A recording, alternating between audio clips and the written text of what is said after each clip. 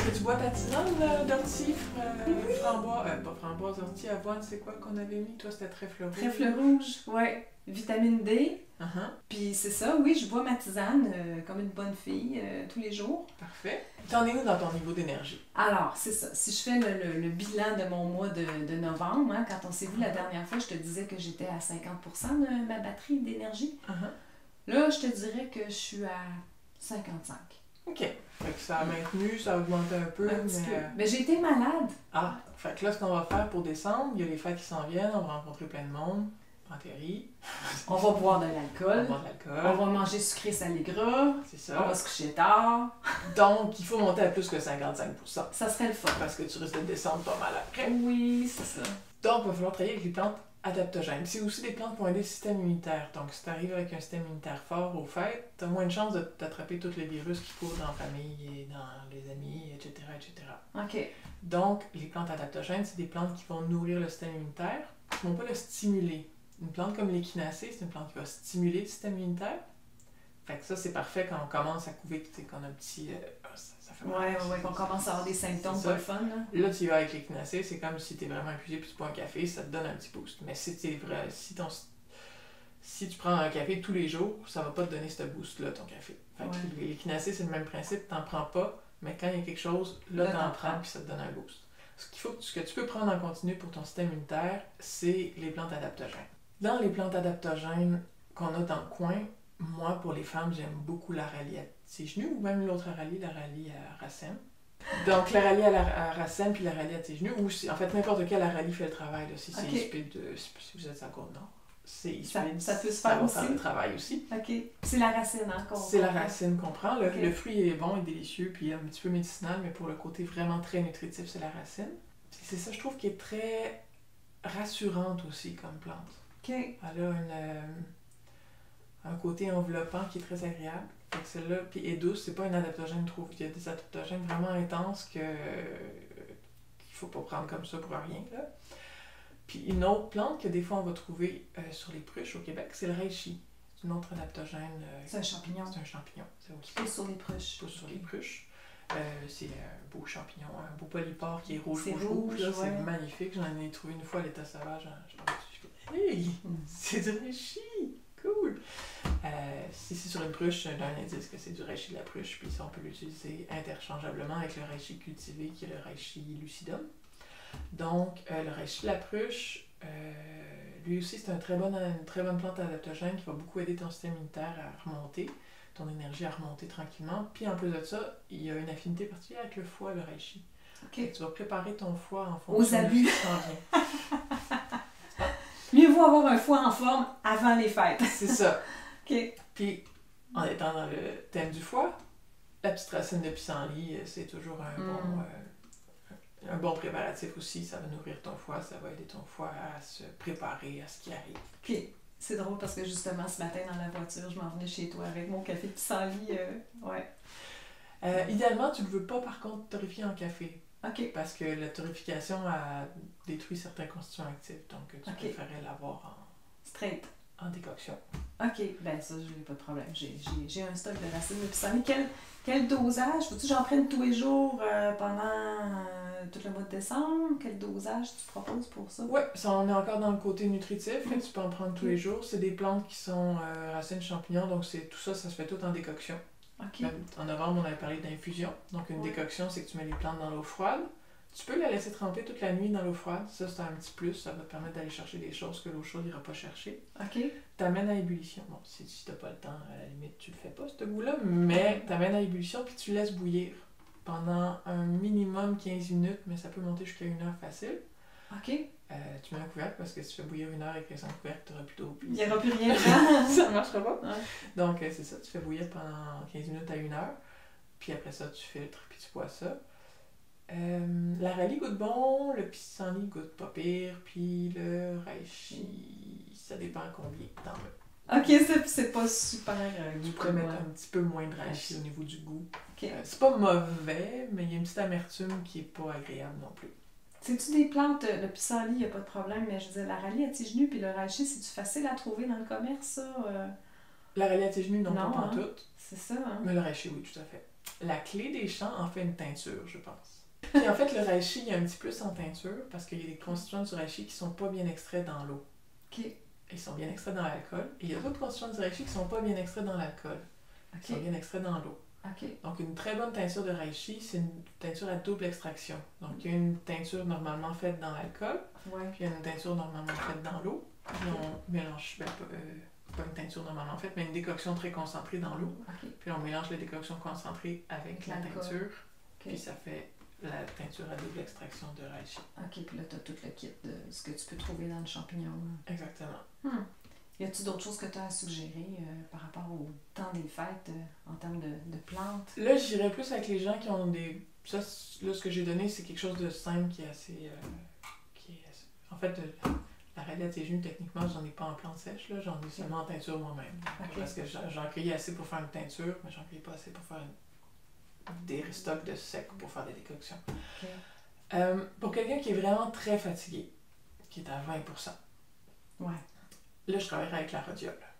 Oui, tu en avais parlé le mois passé, la rhodiole. La rhodiole, c'est une adaptogène qui est vraiment énergisante. Elle pousse dans le Grand Nord. Donc, on n'en trouvera pas à l'état sauvage dans le coin ici, mais s'il y en a qui sont dans le coin de Coudjoac, il y en a qui poussent pas loin. OK. Donc, la rhodiole, ça, c'est très énergisant, c'est très bon pour le système immunitaire. Quelqu'un qui vient d'attraper la COVID, par exemple, ça va aider à remonter souvent la grosse fatigue qui vient après. La rhodiole va enlever ça. Il faut en prendre avant de se coucher parce que ça peut empêcher de dormir certaines personnes. Il y a aussi pour les gens pour qui émotionnellement c'est dur les fêtes, soit parce qu'ils ont une relation moyenne avec leur famille, soit parce qu'ils n'ont pas de famille, soit parce qu'ils se retrouvent tout seuls puis c'est émotionnellement difficile. Mais il y a la rose. Ah, ben oui. La rose pour le cœur. La rose pour le cœur, pour l'amour de soi, pour prendre soin de soi. Ouais. OK. Donc, la rose plus le bénévolat. Ça, c'est une autre façon de ne pas passer Noël tout seul. Effectivement. Si jamais on fait de l'insomnie, la ashwagandha, ça pousse pas ici. Mais c'est Non. une de mes plantes préférées. Ça pousse en Inde, dans Ça la pousse en ashwagandha. Inde, ouais. Ben, on peut la planter dans notre jardin. J'en plante dans mon jardin. Sauf que c'est une annuelle à ce moment-là. C'est une annuelle, puis elle fait pas une racine aussi belle que quand on la cultive à l'année en Inde. L'ashwagandha, ça sonne aussi comme une formule magique. Oui. Ashwagandha. Est-ce que je vois la sorcière? Oui. L'ashwagandha, c'est une plante qui va beaucoup aider à avoir un sommeil plus profond, moins entrecoupé de réveil. Ah, c'est intéressant ça. Surtout pour les gens qui se réveillent au moindre petit bruit. Ouais. C'est une plante. Puis là, quand tu dors pas chez vous, là, pendant les parties. Exactement. Ouais. L'ashwagandha peut être la plante qui fait la différence. C'est une plante qui fait que tes glandes surrénales produisent moins de pics d'adrénaline. Okay. L'adrénaline, c'est un stimulant. Un stimulant assez impuissant là, qui fait pas comme maman, puis t'es prêt à tout. Ben, des fois, certaines personnes plus nerveuses, la nuit, ils entendent un petit bruit, puis pof, ça fait une montée d'adrénaline, puis ils se réveillent, puis là, ils arrivent à se rendormir en un petit bout. L'ashwagandha va calmer cette montée d'adrénaline-là, puis faire que la personne va être plus calme, dormir plus profondément, se réveiller moins. OK. C'est pas une plante qui fonctionne nécessairement du jour au lendemain. Faut en prendre longtemps, un petit peu longtemps. Pas... Tu sais, ça peut prendre une semaine avant de marcher. OK, pas, mais parce que des fois, ils disent « Ah, j'ai déjà essayé ça pour dormir, ça marche pas pantoute. » Mais ils l'ont pris une fois. 2 peut-être. Non, ça marchera pas si tu apprends 1 ou 2 fois. C'est une plante qui a un effet additif dans le temps, fait que t'en prends plus que...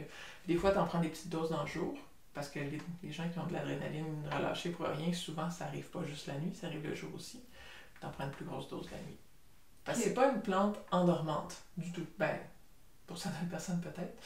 Mais c'est pas un somnifère. C'est pas un somnifère, c'est ça. C'est une plante qui va calmer les montées pics d'adrénaline. Les pics d'adrénaline. Fait que on peut la prendre en plein jour, on n'en prend juste pas la même dose que le soir. OK, intéressant. Fait que toutes ces plantes-là, bon, la rose, ça c'est quand même assez facile à trouver, ça peut même se cueillir assez facilement. La rose, tu la suggères en tisane avec d'autres plantes ou tu la suggères plus en glycérée ou je trouve qu'il n'y a rien qui bat le glycérée dans la vie. C'est d'accord. Mais en tisane aussi, il y a quand même un effet qui est très réconfortant. Puis on peut la prendre avec de la camomille dans ce temps-là. La camomille, c'est une plante qui est très câlineuse. Donc c'est comme si on se fait un câlin puis en plus on s'en donne un. Fait que les deux ensemble fait très très bien. Ça permet aussi de relâcher il faut que tout soit parfait. C'est quelqu'un qui reçoit, là, puis il faut que tout soit absolument parfait. Oh oui, l'anxiété de performance. C'est ça, la rose et la camomille ensemble, ça calme l'anxiété de performance. Ça fait, si tout n'est pas parfait, ben on aura une occasion de rire. Hein? On aura du fun pareil. C'est ça. C'est excellent. Donc, ça peut être un mélange qui est intéressant pour certaines personnes. Puis la rhodiole, tu la prends aussi en décoction parce que c'est-tu la racine? Non, la rhodiole, tu la fais en teinture. C'est une racine, okay. Mais il y a beaucoup de constituants qui sont volatiles. Okay. Donc, pour aller chercher ce qu'il y a dans une racine, normalement, on fait une décoction. Si on fait une décoction de rhodiole, on perd plein d'huile essentielle, puis on va perdre des propriétés. Donc, c'est une plante qu'on prépare normalement en teinture. En teinture. Qui est assez facile à trouver sur le marché. Okay. Il y a plein de gens qui en sont devenus totalement dépendants une fois qu'ils l'ont essayé. OK. C'est-tu dangereux? Non, dépendant dans le sens que, waouh, je me sens bien, c'est le fun. C'est que je continue, là. C'est ça. OK. Puis l'ashwagandha, c'est facile à trouver aussi, je pense, en poudre ou en comprimé. En bâton. OK. Moi, pour dormir, ça c'est pour dormir préféré. Ashwagandha en décoction dans du lait, lait végétal ou autre, là. OK. Sucré avec du glycéride rose. Oh! Avant de se coucher. Oh. C'est comme le lait chaud avec le miel que ma mère me faisait quand j'étais petite. Avec un bon bain chaud, là. Ça, si tu veux, là, mais la décoction d'ashwagandha est vraiment très apaisante. Et glycéride rose en plus, ça... C'est merveilleux. OK. Ben, c'est des vraiment belles suggestions, là. OK. Puis là, pour passer, mettons, un mois, là, avec ça, ça me prend... des bouteilles de combien, d'après toi? Mettons qu'il faut que j'achète ça au commerce. Mettons que tu prends 1 millilitre 3 fois par jour. Tu peux monter à 2 millilitres, ça dépend à quel point tu réagis aux plantes. Il y en a qui ont besoin de plus, il y en a qui ont besoin de moins. Si tu prends 1 millilitre 3 fois par jour, ça fait 3 millilitres par jour, ça fait 21 millilitres par semaine, ça fait 80 millilitres pour un peu plus que 80 millilitres pour un mois. Pour un mois. Donc si c'est des bouteilles de 50 millilitres, il faut que tu en achètes 2. OK.